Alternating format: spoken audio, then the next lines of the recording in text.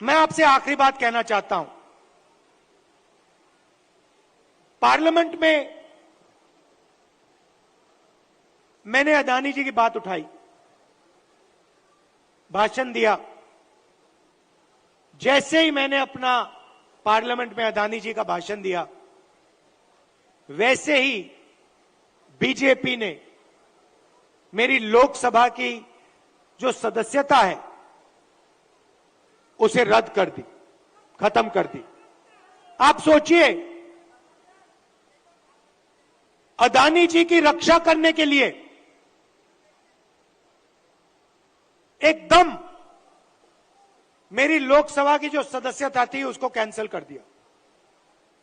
मुझे कोई फर्क नहीं पड़ता, करिए जितना करना है, मैं सच्चाई बोलता हूं। और देश के सामने एक सच्चाई अदानी जी हैं।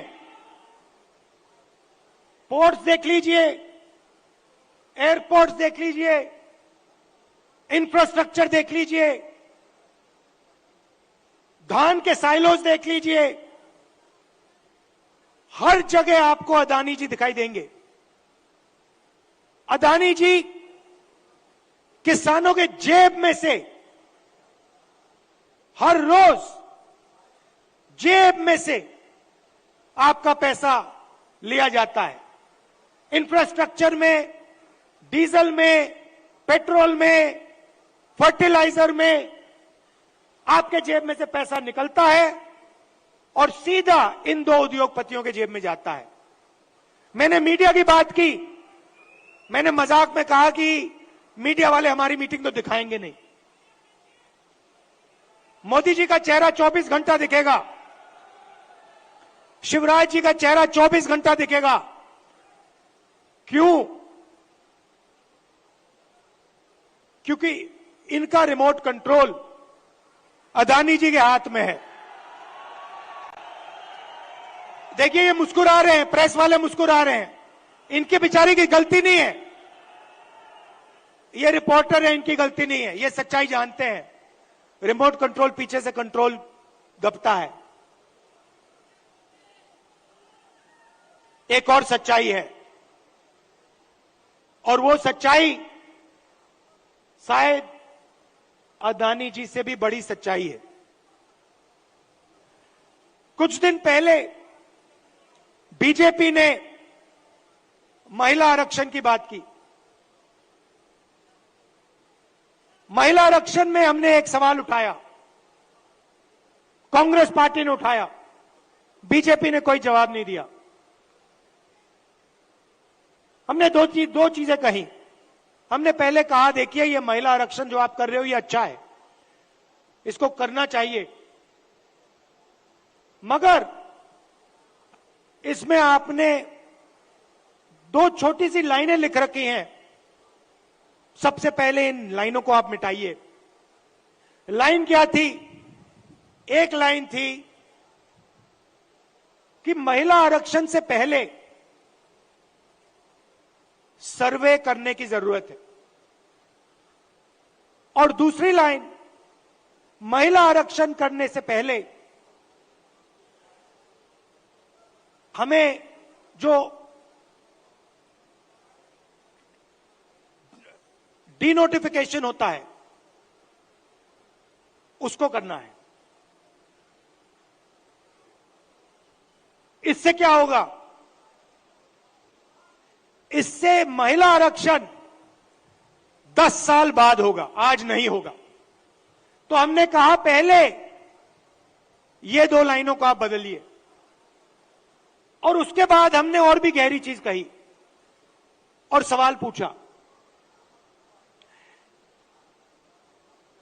कि महिला आरक्षण में ओबीसी आरक्षण क्यों नहीं है?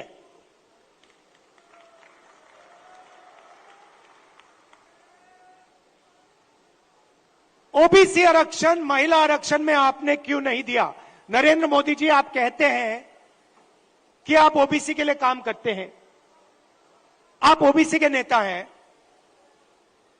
तो आपने महिला आरक्षण के अंदर के बीच में ओबीसी आरक्षण क्यों नहीं किया? अब भाषण से पहले मैंने आंकड़े देखे और मैं हैरान हो गया। भाइयों और बहनों, नरेंद्र मोदी कहते हैं कि बीजेपी में ओबीसी के एमएलए और एमपी हैं। सबसे पहले कांग्रेस के तीन चीफ मिनिस्टर ओबीसी हैं, ये याद रखिए आप। हमारी 4 सरकारें हैं, 3 हमारे ओबीसी चीफ मिनिस्टर हैं। दूसरी बात, आप पार्लियामेंट में, विधानसभा में चले जाइए और बीजेपी के किसी भी एमएलए से पूछ लीजिए, एमपी से पूछ लीजिए, आपसे कुछ पूछा जाता है क्या? जब कानून बनाए जाते हैं आपसे कुछ पूछा जाता है? आपको कहेंगे भैया हमारे से कुछ कोई नहीं पूछता। कानून आरएसएस वाले लोग बनाते हैं, कानून अफसर बनाते हैं, कानून बीजेपी के एमएलए और एमपी नहीं बनाते। सच्चाई भाइयों और बहनों एक और है। सच्चाई यह है कि हिंदुस्तान को 90 अफसर चलाते हैं।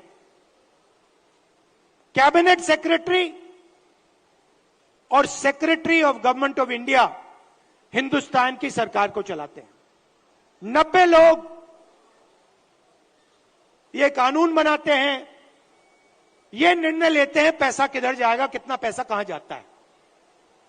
अब मैं आपसे सवाल पूछना चाहता हूं, बीजेपी के 10 साल से सरकार है, 90 अफसर सेक्रेटरी हिंदुस्तान को चलाते हैं। मैं हिंदुस्तान के सब ओबीसी से पूछना चाहता हूं, नरेंद्र मोदी जी कहते हैं आपकी भागीदारी है हिंदुस्तान की सरकार में, मध्य प्रदेश की सरकार में। आप मुझे बता दो, इन 90 अफसरों में से ओबीसी कितने हैं? ओबीसी की आबादी कितनी है पहले यह बताओ। कितनी आबादी है ओबीसी की हिंदुस्तान में? देखो, कोई जवाब नहीं दे सकता, कोई जवाब नहीं दे सकता। क्यों? क्योंकि कास्ट सेंसस नहीं हुआ है। भाइयों और बहनों, लगभग ओबीसी भाइयों की बहनों की 50% आबादी है हिंदुस्तान में। बात समझिए, आबादी 50% है और 90 में से 3 अफसर ओबीसी के हैं। और एक और मजेदार बात बताता हूं, 2 साल पहले आप देखते, 3 साल पहले आप देखते तो हिंदुस्तान की सरकार में, नरेंद्र मोदी जी की सरकार में 90 में से 0 अफसर ओबीसी से थे। यह देश की सच्चाई है। नरेंद्र मोदी जी ओबीसी के लिए, दलितों के लिए, आदिवासियों के लिए काम नहीं करते हैं। आपका ध्यान इधर उधर करते हैं। दूसरा सवाल आपसे पूछता हूं, हिंदुस्तान की सरकार का बजट लाखों करोड़ रुपए का बजट है। मैं आपसे पूछता हूं, ये जो 3 ओबीसी अफसर हैं, इनकी भागीदारी कितनी है? ये बजट पे कितने रुपए पर निर्णय लेते हैं मुझे बता दो। मैं आपको बताता हूं, तकरीबन 45 लाख करोड़ रुपए का बजट है। आप मुझे बताओ, ओबीसी अफसर कितने रुपए पर निर्णय लेते हैं मुझे बता दो। नरेंद्र मोदी जी की ओबीसी की सरकार है, सब शांत, किसी को नहीं मालूम। क्यों ये आपको नहीं बताना चाहते हैं? आपकी सच्चाई आपको नहीं बताना चाहते। सच्चाई भाइयों और बहनों ये है कि हिंदुस्तान के पूरे बजट में 5% की भागीदारी ओबीसी के अफसरों के हाथ में है। ओबीसी अफसर 3 हैं 90 में से, और 5% बजट को कंट्रोल करते हैं। यह है नरेंद्र मोदी जी का काम।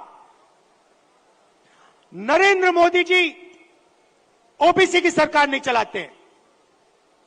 नरेंद्र मोदी जी का काम जो आरएसएस ने उनको दिया है, आपका ध्यान इधर उधर करने का है, नफरत फैलाने का है, हिंसा फैलाने का है। अगर सचमुच में नरेंद्र मोदी जी ओबीसी के लिए काम करते थे तो 90 में से 3 अफसर ओबीसी के कैसे हैं? 3-4 साल पहले एक भी अफसर नहीं था ओबीसी का। हिंदुस्तान को तो ये चलाते हैं। शिक्षा में कितना पैसा जाएगा, स्वास्थ्य में कितना पैसा जाएगा, नरेगा कैसे बनेगा, भोजन का अधिकार कैसे डिजाइन होगा, ये तो इन अफसर निर्णय लेते हैं। भाई और बहनों, ओबीसी की सरकार नहीं है। और देखिए, जैसे ही मैं ये बात कहता हूं, आप नोट करना, आज मैंने यहां खुले में यह बात बोली है, ये सारे के सारे टीवी कैमरा बंद हो जाएंगे।